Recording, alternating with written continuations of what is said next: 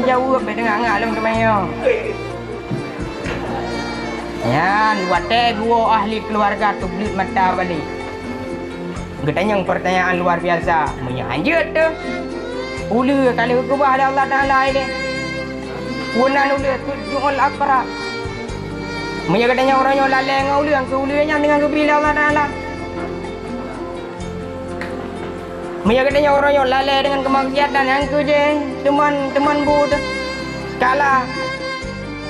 Hai dengku ke bancara demai damang kalah. Kalah Allah Taala mandum mampu. Maka baik dah fikir tanya saya kau dek mendengar juga hana juga lah.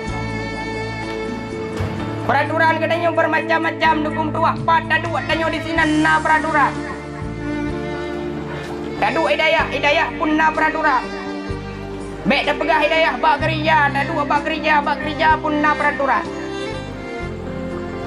Menyuruhnya katanya han dapat imang katanya dengku lebih god baik. Putra lebih god baik. Bahkan ronyo peraturan yang katanya jaga dengku mutua. Takdim kepada gurai katanya. Apabila takdim katanya kepada gurai dengku mutua, han jangan coba-coba katanya akan hidup senang. Nang kejut ronyo tak bayangkan terenungkan dengku mutua. Bahkan dalam kehidupan long dengku hantam tenang.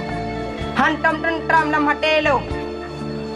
Tapi katanya tak termikir nyo-nyokan dalam kehidupan. Bawa ujung kena hampak gede hampak.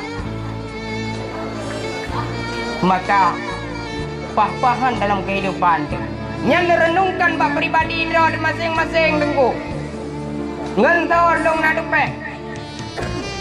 Karena adanya orangnya dengku hana menganggap le menyanyan ukurai kadang-kadang nak mulang 3 berje jamu nak mayang dikrek 2 krek. Hana le dah berumun karena adanya mungkin karaya dengku janggut katanya kalau lebih panjang daripada janggut kurai yang dah mulang berokot.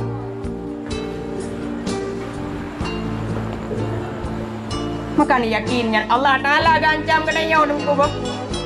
Wa yakhruju minad dunya bil khairil iman. Mati katanya dengan tanpa tabak iman. Sedangkan iman tersebut tapi katanya melagai. Dalam doa katanya panjatkan iaitu iman ya Allah benegubah dalam tubuh lo. Tapi iman tersebut dipeluang haiduk sajan katanya dengku karena katanya durhaka kepada guraya tu. Nyan orangnya renungkan bayangkan dengku ada